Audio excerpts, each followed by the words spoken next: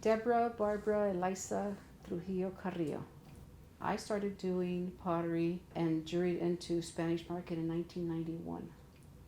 So it's been a while for me already.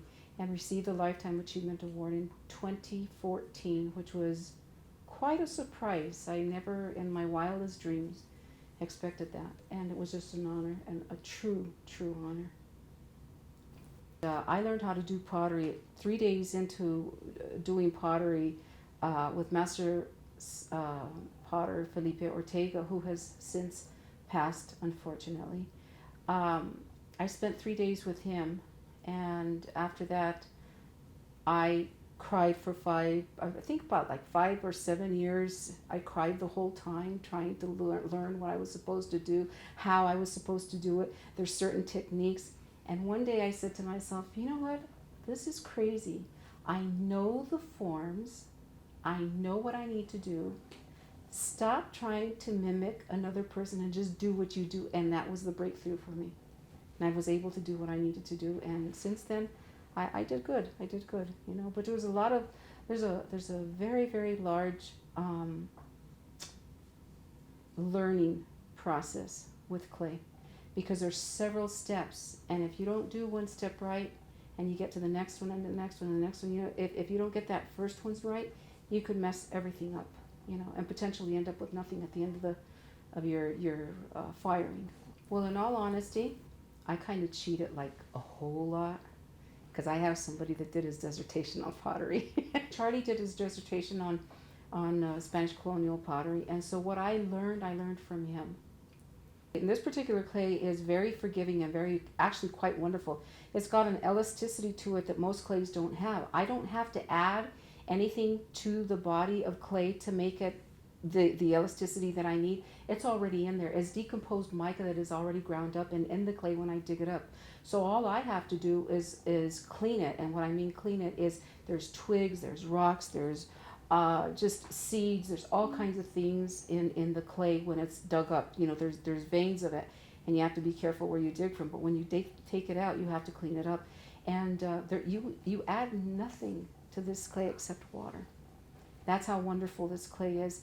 And then the second process is after you clean it up and you get it to the consistency that you want. Then I start out with a puki, which is just a little bowl, and you make a tortilla. And then you start coiling from there, because everything that I do is hand coil and scrape. And once I get that done, and I get the form done, it dries up, and then I water scrape, what they call water scraping. You take, after the pot is dry, you add water to it with a sponge, so that you're taking the outer layer off and the inner layer off, so that it kind of rounds it out. You know, because I'm not perfect as much as I like to think that I am, but I'm not. I take and I water scrape it. The next process is after the water scraping, I let them sit and let them dry again. And then I take sandstone and I sand it. I sand my pottery in and out. And after that process is done, the next thing is I take a slip and I coat the pot on the outside and the inside. And the slip itself is exactly the same clay with more mica in it. And I dig it up like that too. So that's really kind of cool. So there is no glaze on these. Everybody seems to think that there's a glaze on these. Well, what is the sparkly? Well, that's the mica. And also the other thing that people seem to think about is that because it's sparkly, that it's a metal, which in fact it isn't. It's a mineral, you know. And so after that is done, the next step after you put the slip on the pot, the next step is burnishing. After I let them sit and I let them dry, I take a little rag and I put a tiny, tiny tad of oil in it, and I coat the inside and the outside of the pot. And then I take a rock and I burnish the pot inside and out. And what happens is when you're burnishing, the mica flakes that are kind of like sticking out, they kind of break off, and so it makes the pot real smooth, real soft to the touch, you know. And the last process, well, there's one process before the actual firing. After that is done, what I do is I take and I temper them. After many years of failed firings and the learning process, I learned on my own that if I temper my pottery in my oven at a slow rise in temperature, and till I get my oven goes to 550.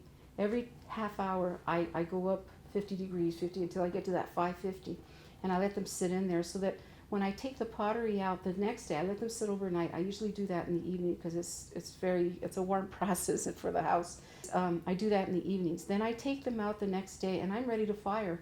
And the way that I fire is I do a bonfire. A lot of people would say it's like raku in a sense, but not. There's some similarities, but not.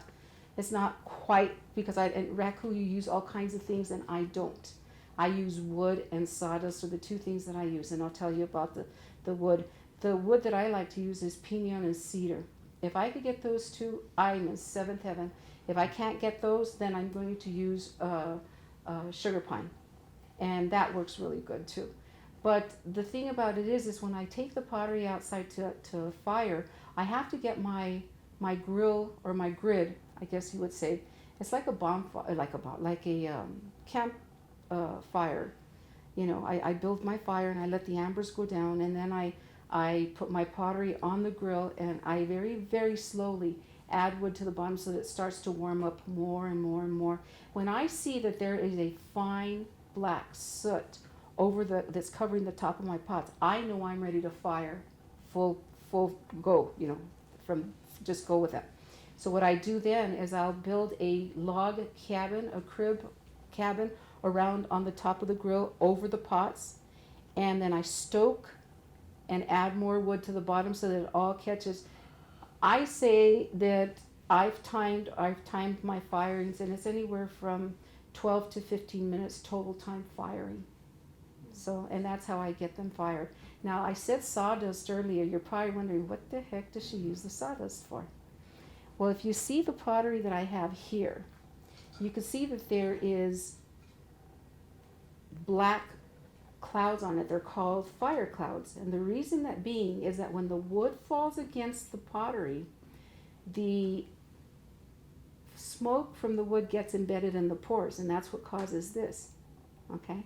So, when I want an all black pot, and I mean black, I take it out of the firing red hot, and I have already prepared a place that is going to be, how would you call it? It's not going to have any oxygen at all. Okay, and I put sawdust in there, and then I'll put my pottery in it, and I'll put more sawdust, and we'll close it. And then I let the pottery sit in there for a good 8 hours, and that's if I'm in a hurry. If I'm not in a hurry, I'll let them sit all night long. Go to it the next day, pull them out, and you can still feel how hot they are, and they come out like a gunmetal black. They're quite wonderful. You know, unfortunately I don't have one to show you right now, but that's what I use the sawdust for. So, and that's the way that I do it. If I don't temper my pottery, I had a lot of breakage and very early on, and it was very disappointing. I remember one time we fired, I had 9 pieces, and out of the 9 pieces, only 1 survived, simply because the pot went into shock and it blew up and it hit the other ones and just broke them all. So anyway, so that's how I do pottery. Anybody at market that does pottery, they're beautiful, and they're not any one of us is the same. We all do the same thing. We use the same clays, but not one of them comes out the same.